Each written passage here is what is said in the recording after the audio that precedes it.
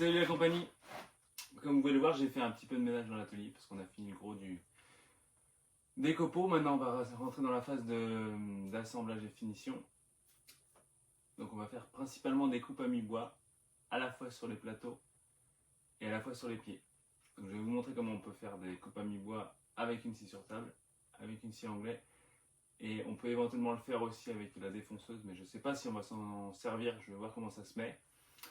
Enfin bon, voilà, vous avez remarqué aussi que la lumière a un petit peu changé parce qu'on est le soir, on est presque la nuit. Parce qu'aujourd'hui il a fait très chaud et j'avais pas le goût de faire de la menuiserie par 35 degrés. Donc là ça commence à s'apaiser au niveau des températures. Donc on va faire un peu de copeaux. Allez, on y va!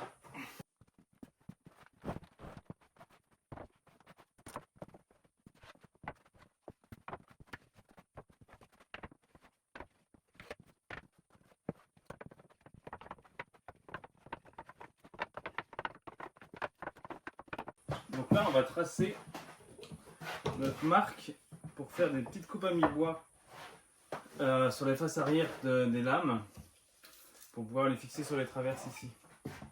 Donc ça c'est ma pige qui fait 9 cm. Et ce qu'on va faire, les lames font 84.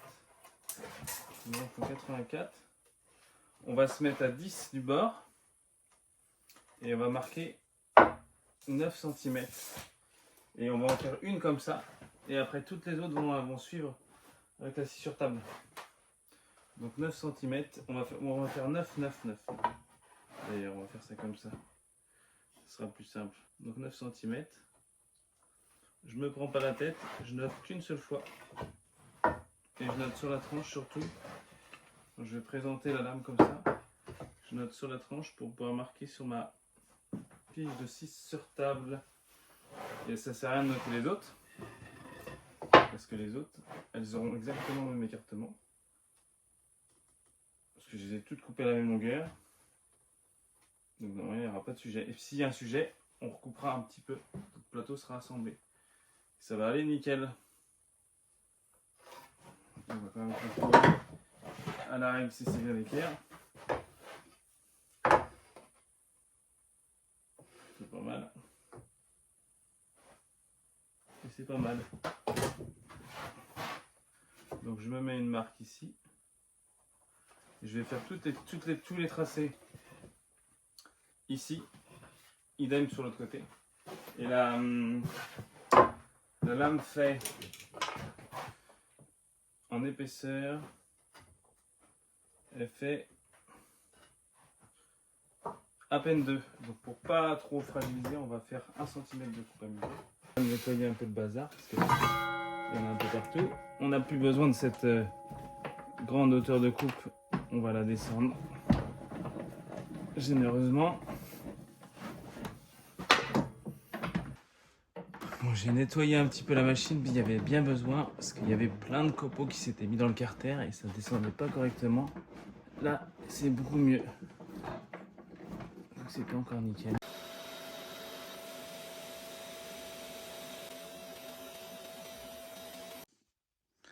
Je vais essayer de vous montrer un petit détail. Les deux petits traits au crayon qui sont notés sur la pastille jaune, c'est le prolongement de la lame de la scie. Le trait de gauche fait que la coupe se fait à gauche. Le trait de droite, la coupe à droite. Donc ce que j'ai fait, c'est que je prends mon morceau de bois. J'espère que vous allez bien pouvoir voir.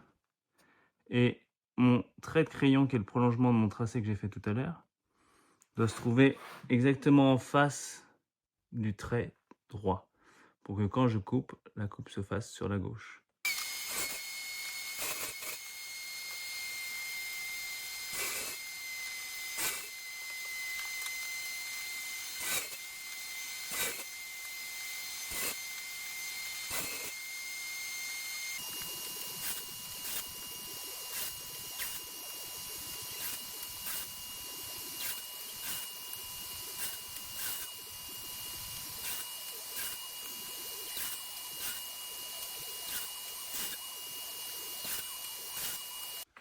Ça y est, le premier trait est fait. Il ne me reste plus qu'à faire le deuxième trait à 9 cm.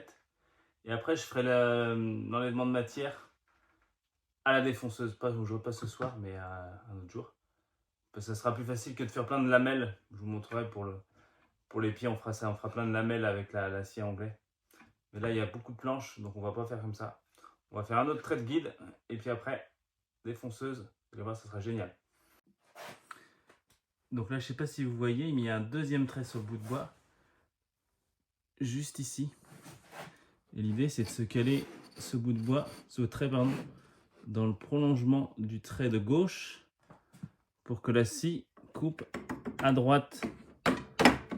Donc là, on est presque bon. Encore un petit décalage. Là, on est parfait. Je verrouille.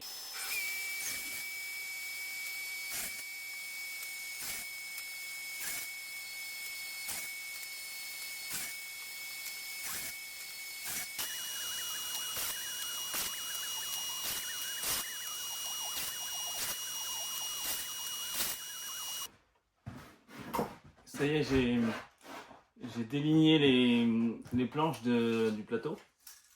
Et on a une cote qui va nous être très utile, c'est cette cote-là.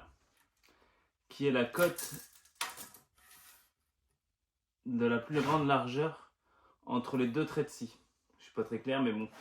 En gros, là, on a 65,5. Et ça va nous donner l'écartement des pieds en bas et en haut. De manière à faire le X. Si je vous montre ça, il faut que les pieds ils arrivent comme ça. Donc en ayant l'écartement, on va avoir l'angle qu'on veut y mettre. Et voilà, on va avoir l'angle. Je ne sais pas si vous voyez bien. Voilà, on va avoir l'angle des pieds et ainsi la structure. Donc on tracera ça au prochain épisode. Voilà, une ébauche du pied qui est en train de se former.